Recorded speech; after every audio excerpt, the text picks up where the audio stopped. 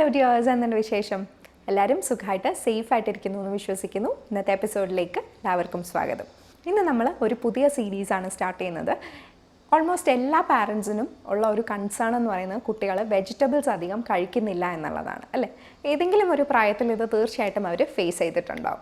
അപ്പോൾ അങ്ങനെയുള്ളപ്പോൾ നമുക്ക് എസ്പെഷ്യലി കുഞ്ഞു കുട്ടികൾക്കാണെങ്കിൽ നമ്മൾ ചില ട്രിക്സ് ഉപയോഗിച്ച് കുട്ടികൾ അറിയാതെ തന്നെ അവർക്ക് നമുക്ക് കുറേ വെജിറ്റബിൾസ് കൊടുക്കാനായിട്ട് പറ്റും. അങ്ങനെ എനിക്ക് വർക്ക് ചെയ്തിട്ടുള്ള കുറച്ച് റെസിപ്പീസാണ് ഈ സീരീസിൽ നമ്മൾ കാണാൻ പോകുന്നത്. അപ്പോൾ ഈ സീരീസിൻ്റെ ആദ്യത്തെ എപ്പിസോഡായിട്ട് നമ്മൾ കാണുന്നത് ആലു പറാഠയാണ്. വീഡിയോയിലേക്ക് കടക്കുന്നതിന് മുൻപ് നിങ്ങൾ ഈ ചാനൽ ഇതുവരെ സബ്സ്ക്രൈബ് ചെയ്തിട്ടില്ല എന്നുണ്ടെങ്കിൽ പ്ലീസ് ആ റെഡ് സബ്സ്ക്രൈബ് ബട്ടൺ ഒന്ന് പ്രസ് ചെയ്യുക. കൂടെ തന്നെ തൊട്ടടുത്തുള്ള ബെല്ലൈക്കൺ കൂടി ഇനേബിൾ ചെയ്യുക. എന്നാൽ നമുക്ക് റെസിപ്പി കാണാം.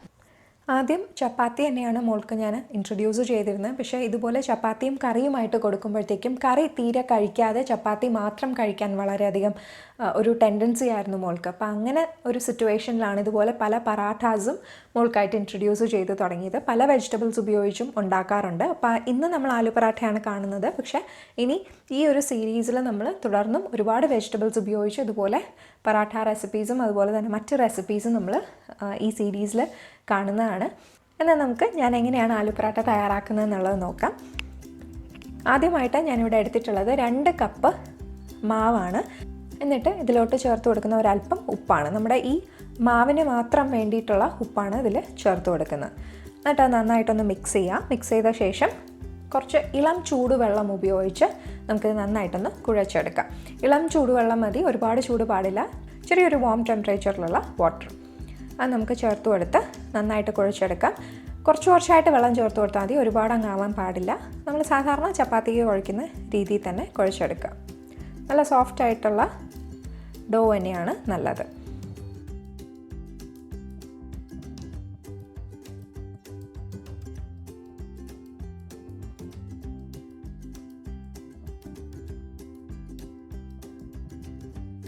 ഇതിപ്പം ചെറുതായിട്ടൊന്ന് കുഴഞ്ഞ് കിട്ടിയിട്ടുണ്ട്. ഈ ഒരു സ്റ്റേജിൽ ഞാൻ ഒരല്പം എണ്ണ ഒഴിച്ചു കൊടുക്കുന്നുണ്ട്. ഞാനിത് തണുപ്പ് സമയത്ത് റെക്കോർഡ് ചെയ്ത വീഡിയോ ആണ്, അതുകൊണ്ടാണ് കോക്കനട്ട് ഓയിൽ ഇതുപോലെ കട്ടിയായിട്ടിരിക്കുന്നത്. കോക്കനട്ട് ഓയിൽ തന്നെയാണിത്. അത് കൂടി ചേർത്ത് കൊടുത്ത് നമുക്ക് നന്നായിട്ട് നീഡ് ചെയ്തെടുക്കാം.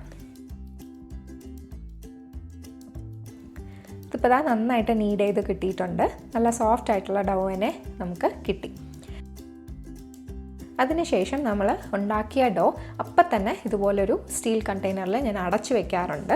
അതിൻ്റെ കാരണം എന്ന് പറഞ്ഞു കഴിഞ്ഞാൽ നമ്മൾ ഈ നീഡ് ചെയ്ത ഡോ പുറത്ത് കവർ ചെയ്യാതെ വെക്കുകയാണെന്നുണ്ടെങ്കിൽ അത് ഡ്രൈ ആയി പോകാനുള്ള സാധ്യതയുണ്ട്. അപ്പം അതുകൊണ്ടാണ് ഇതുപോലെ കവർ ചെയ്ത് വയ്ക്കുന്നത്. ഇനി നമുക്കിതിൻ്റെ ഫില്ലിംഗ് തയ്യാറാക്കാം. അതിലേക്കായിട്ട് ഞാനിവിടെ 4 പൊട്ടറ്റോസാണ് എടുത്തിട്ടുള്ളത്. 2 ചെറുതും 2 വലുതുമാണ് ഇവിടെ എടുത്തിരിക്കുന്നത്. ഇത് ഞാൻ ബോയിൽ ചെയ്ത ശേഷം സ്കിന്ന് പീൽ ചെയ്ത് കളഞ്ഞ പൊട്ടറ്റോസാണ്. അത് കഴിഞ്ഞ് ഞാനൊരു പൊട്ടറ്റോ മാഷർ ഉപയോഗിച്ച് നന്നായിട്ട് മാഷ് ചെയ്യുകയാണ്. മാഷർ ഇല്ലാന്നുണ്ടെങ്കിൽ ജസ്റ്റ് കൈ കൊണ്ട് ഉടച്ചെടുക്കുക, അല്ലെങ്കിൽ ഒരു ഫോർക്കോ സ്പൂണോ ഉപയോഗിച്ച് മാഷ് ചെയ്യുക. അതിനുശേഷം ഇതിലോട്ട് ചേർത്ത് കൊടുക്കുന്നത് ഒരല്പം ഉപ്പാണ്. ഇത് ഫില്ലിങ്ങിന് മാത്രം വേണ്ടിയിട്ടുള്ള ഉപ്പാണ്. നമ്മൾ നേരത്തെ മാവ് കുഴച്ചപ്പോഴും അല്പം ഉപ്പ് ചേർത്തിട്ടുണ്ട്. അപ്പം അതിനനുസരിച്ചുള്ള ഉപ്പ് ചേർത്ത് കൊടുക്കുക. ഇനി ചേർക്കുന്നത് മഞ്ഞൾപ്പൊടിയാണ്. ഞാനിവിടെ ഏതാണ്ട് ഒരു 1/4 ടീസ്പൂൺ മഞ്ഞൾപ്പൊടി ചേർത്ത് കൊടുക്കുന്നുണ്ട്. പിന്നെ ചേർക്കുന്നത് മുളക് പൊടിയാണ്. ഇത് അധികം എരിവില്ലാത്ത മുളക് പൊടി ഏതാണ്ട് ഒരു 1/2 ടീസ്പൂൺ തൊട്ട് 1 ടീസ്പൂൺ വരെ നമുക്ക് ചേർക്കാം. അത് ഞാനിവിടെ ഏതാണ്ട് ഒരു 1/2 ടീസ്പൂണാണ് ചേർക്കുന്നത്. നിങ്ങളുടെ കുട്ടികളുടെ പ്രിഫറൻസ് അനുസരിച്ച് എരിവ് അഡ്ജസ്റ്റ് ചെയ്തെടുക്കുക. കാരണം ചില കുട്ടികൾക്ക് ഒട്ടും തന്നെ എരിവ് ഇഷ്ടമല്ല. അപ്പോൾ അങ്ങനെയാണെങ്കിൽ എരിവിന് നമ്മൾ മുളക് പൊടി സ്കിപ്പ് ചെയ്തിട്ട് വേണമെങ്കിൽ ഒരല്പം പെപ്പറും വല്ലതും ചേർത്ത് കൊടുക്കാം. അപ്പോൾ അത് നിങ്ങൾ പ്രിഫറൻസ് അനുസരിച്ച് അഡ്ജസ്റ്റ് ചെയ്യുക. ഞങ്ങളുടെ മോൾക്ക് ഒരല്പം സ്പൈസി ആയിട്ടുള്ള ഫുഡ്സൊക്കെ ഇഷ്ടമാണ്. അപ്പോൾ അതുകൊണ്ടാണ് ഞാൻ ഇത്രയും മുളക് പൊടി ചേർത്ത് കൊടുത്തിട്ടുള്ളത്. ഇനി ഇത് ഇത്രയും ചേർത്ത് നമുക്ക് നന്നായിട്ട് ഇതൊന്ന് മിക്സ് ചെയ്തെടുക്കാം. നമ്മൾ സാധാരണ ആലു പറാഠ ഉണ്ടാക്കുമ്പോൾ ഇതിൻ്റെ കൂടി ഉള്ളി ചേർക്കാറുണ്ട്, അതുപോലെ തന്നെ മല്ലിയിലയൊക്കെ ചേർക്കാറുണ്ട്. പക്ഷേ ഇത് ഞാൻ നേരത്തെ പറഞ്ഞ പോലെ ഞങ്ങളുടെ മോൾക്ക് ഇഷ്ടമുള്ള രീതിയിലാണ് ഞാൻ ഉണ്ടാക്കുന്നത്. ഉള്ളിയൊന്നും അധികം ആൾക്ക് പറാഠയുടെ ഇടയിൽ ഇരിക്കുന്ന വലിയ താല്പര്യമില്ല. അപ്പം അതുകൊണ്ടാണ് ഞാൻ ഇങ്ങനെ ഉണ്ടാക്കുന്നത്. ഇനി നമുക്ക് ഇതെങ്ങനെയാണ് പരത്തിയെടുക്കുന്നതെന്ന് നോക്കാം. ആദ്യം നമ്മൾ നീഡ് ചെയ്ത് വെച്ച മാവിൽ നിന്നും ഒരു വലിയ ബോൾ എടുക്കുക. എന്നിട്ട് ഇതുപോലെ ഒന്ന് ചെറുതായിട്ടൊന്ന് പരത്തിയെടുക്കുക.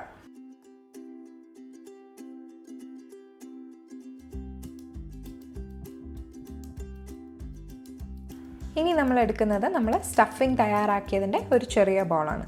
അത് ഇതിൻ്റെ നടുക്ക് വെച്ച് കൊടുത്ത് നമുക്കിതുപോലെ ഒന്ന് ഫോൾഡ് ചെയ്തെടുക്കാം.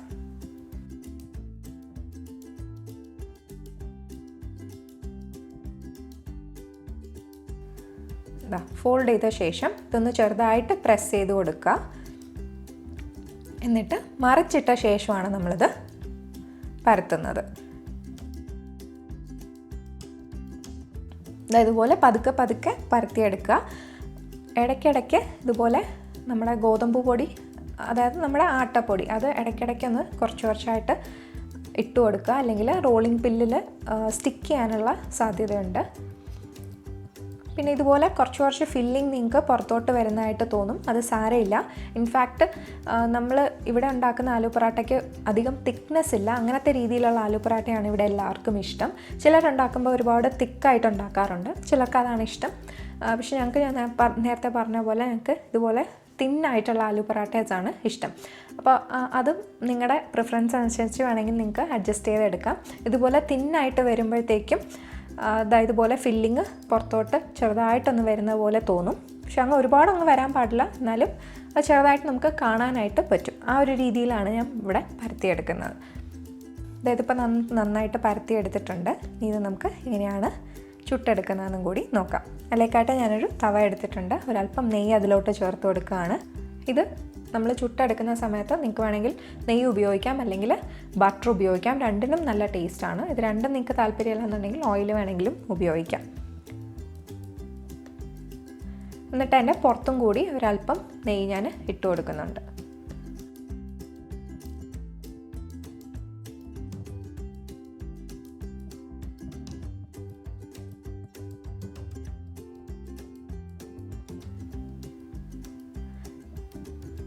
അത് കഴിഞ്ഞ് കുറച്ച് കഴിയുമ്പോൾ ഇതുപോലെ നിറയെ ബബിൾസ് പുറത്ത് ഫോം ചെയ്ത് വരും. ആ ഒരു സമയത്ത് നമുക്കത് തിരിച്ചിട്ട് കൊടുക്കാം.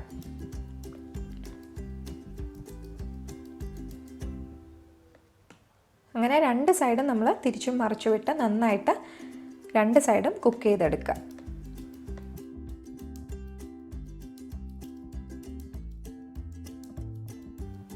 അതായത് ഇപ്പോൾ നന്നായിട്ട് കുക്ക് ചെയ്ത് വന്നിട്ടുണ്ട്.